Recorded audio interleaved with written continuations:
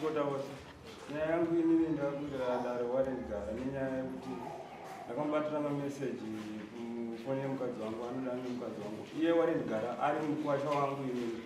madzimai angu ndakanetsana navo ndichivabvunza nyaya iyi vakatotiza vakaenda kuna sisi wavo kwaharani avapo vaenda kudaro unofunga vakazofonerwa nemupurisa wamambo sisi vacho vachinzi vauye kudaro unofunga vakati ina vangu hakwanisi website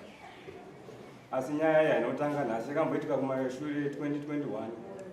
yaitika kumashure ndakashedza sisi ndakashedza tete vemudzimai wangu vakatigadzirisa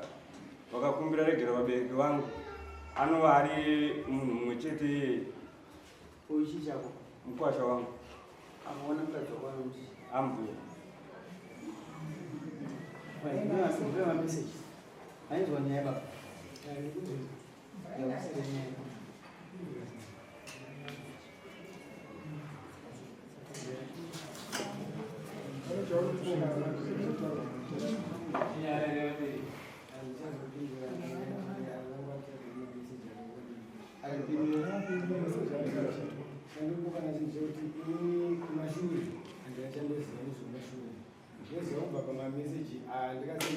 ndakatofonerwa ndakaona misiko ndakandabvunza kuti mati kuti igogo zvikanzi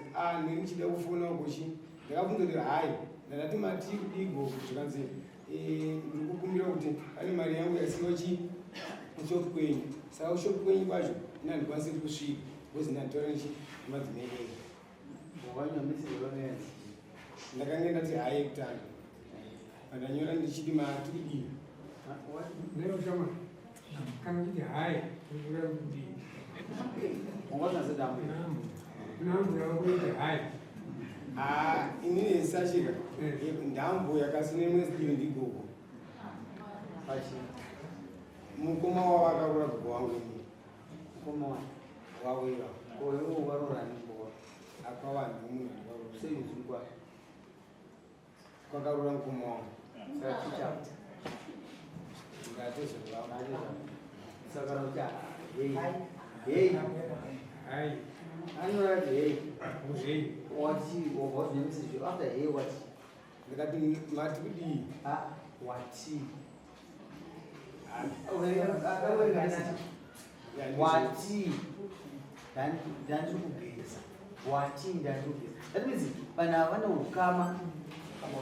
hwakanyanyisa kupfuura hwosi hey wati akawerenga ndiani aiwa ndizvozvo hei wacho verenazvisi hey wati ndandikupe uverenge kuti kanganzi pamwe aisomesija pamwe akaotwa akandoti akaotwa ndizvozvo wadaunonyori mati ko hei akakanganisa ko hei waedza kuti hei yani hei sister hei wanoti hei yani gogo ndakataura vazofona iyo koja iyo polifoni yako vura vane meseji namba waiza kuti utaura nini kana anga kasevwa waizonyora here kuti hei kana anga kasevwa vari ambuya kuti gogo vari ambuya wainyora here kuti hei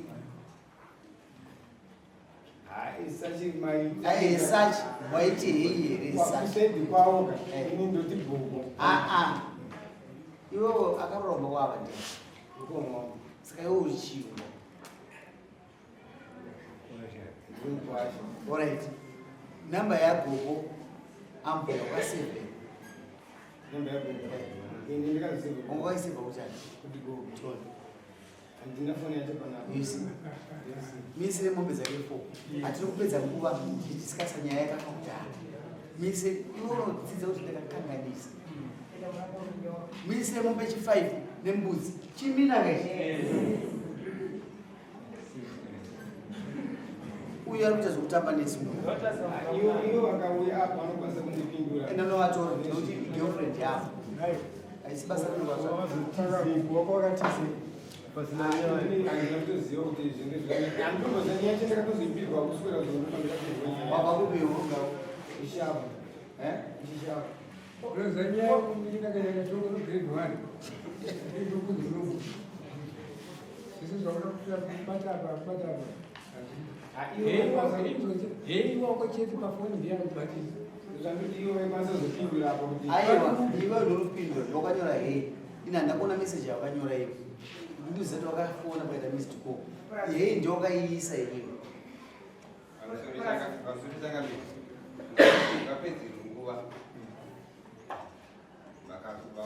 pakatoka